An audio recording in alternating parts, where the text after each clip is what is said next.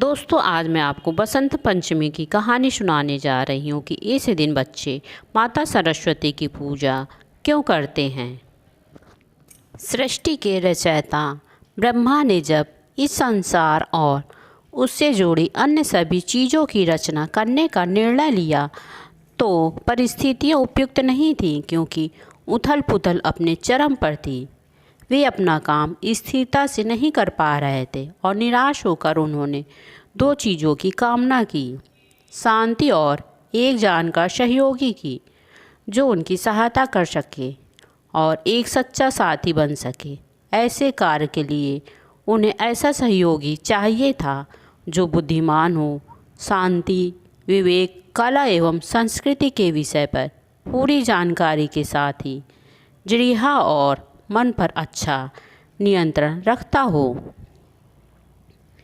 ब्रह्मा ने मन के विचारों को ऊंचे स्वर में प्रकट किया और उन्हें तब अप्रत्याशित प्रसन्नता हुई जब मधुर मुस्कान के साथ एक सुंदर स्त्री उनके सामने प्रकट हुई, मानो उसके शब्दों से ही उसकी रचना हुई हो। वह सफ़ेद साड़ी पहने हुई थी और उसके 4 हाथ थे। उसके 2 हाथों में वीणा थी और 2 अन्य हाथों में, एक में पुस्तक और दूसरों में जपमाला। ब्रह्मा अत्यधिक प्रसन्न हुए। मैं तुम्हारे आगमन और तुम्हारी सहायता का आभारी हूँ। मैं तुम्हें सरस्वती, वाग्देवी या वाणी के नाम से बुलाऊंगा।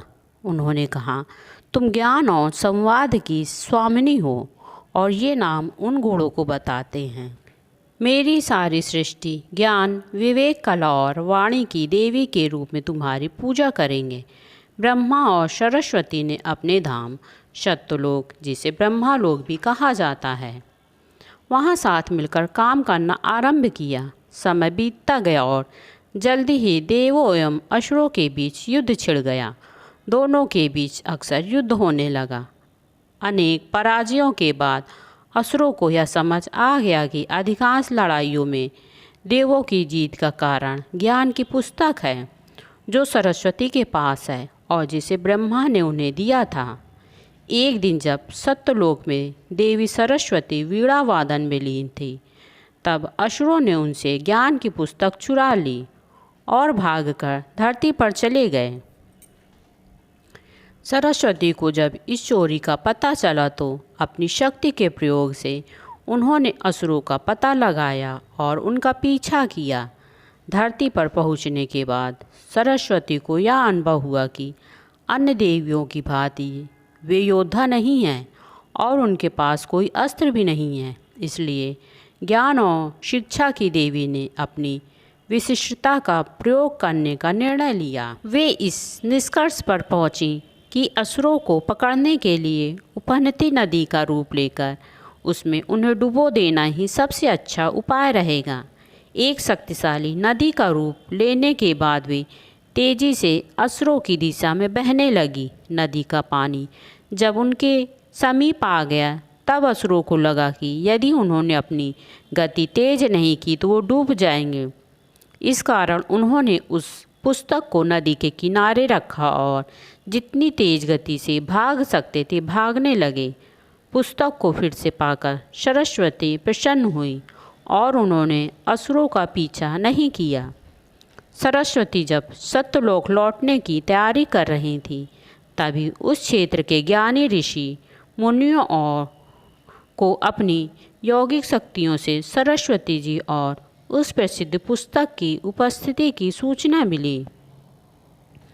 वे भागे भागे उनसे मिलने पहुँचे। सरस्वती को उनके वास्तविक रूप में हाथ में ज्ञान की पुस्तक लिए देखा तो ऋषियों ने उनसे प्रार्थना की, हे माता, आपके बिना हम असहाय हैं। आप हमारी देवी हैं। क्या हमारी सहायता के लिए आप हमारे साथ धरती पर नहीं रहेंगी?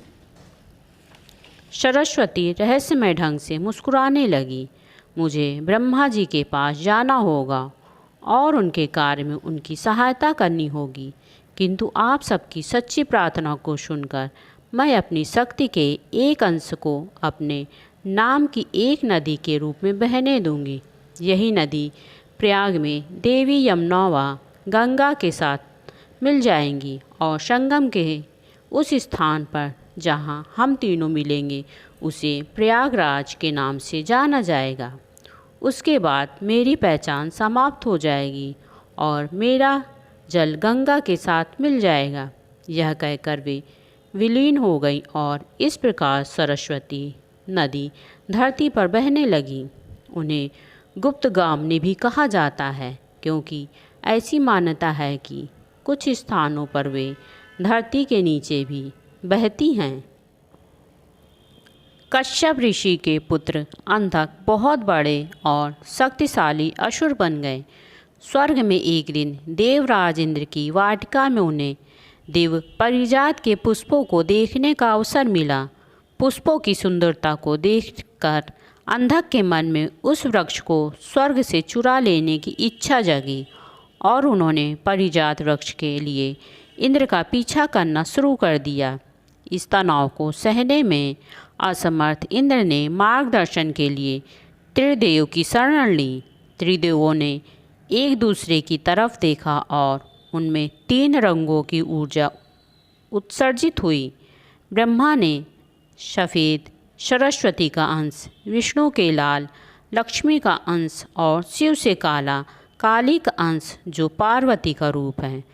तीनों ऊर्जाओं ने मिलकर एक दिव्य एवं प्रकाशमान स्त्री का रूप लिया और वह देवी अंधक का वध सफलतापूर्वक करने के लिए तैयार थी। ब्रह्मा विष्णु एवं शिव अति प्रसन्न हुए और तीनों देवियों से कहा, आप तीनों ही इस संसार के सारे जीवों की रक्षा कर सकती हैं। आज के बाद आप तीनों ही वर्ष में 2 बार 9 दिनों तक पूजा की अर्चना की जाएगी।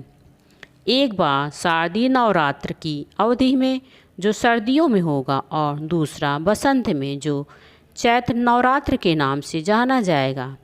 आप तीनों की पूजा शक्ति वैष्णवी, काली, चामुंडी, दुर्गा एवं सरस्वती सहित अन्य नामों से की जाएगी और आप में से हर एक की उपासना अलग अलग दिनों में होगी। उदाहरण के लिए जिस दिन सरस्वती की पूजा होगी उस दिन उनके उपासक उनकी पूजा उन सामग्रियों से करेंगे जिनसे इन संसार को ज्ञान प्राप्त होता है, जैसे पुस्तकों और वाद्य यंत्रों से। यह सभी छात्रों के लिए सरस्वती का आशीर्वाद प्राप्त करने का विशेष अवसर होगा। आज देश भर में लोगों के जीवन में नवरात्र की एक बड़ी भूमिका है और छात्रगण सरस्वती पूजा के दिन आज भी सरस्वती की पूजा कर इस देवी से ज्ञान और उनका आशीर्वाद मांगते हैं। दोस्तों, आपको यह कहानी कैसी लगी प्लीज़ हमें कमेंट बॉक्स में ज़रूर बताएं। अगर आपको यह कहानी पसंद आए तो प्लीज़ मेरे चैनल को लाइक करें, शेयर करें और सब्सक्राइब करें। धन्यवाद।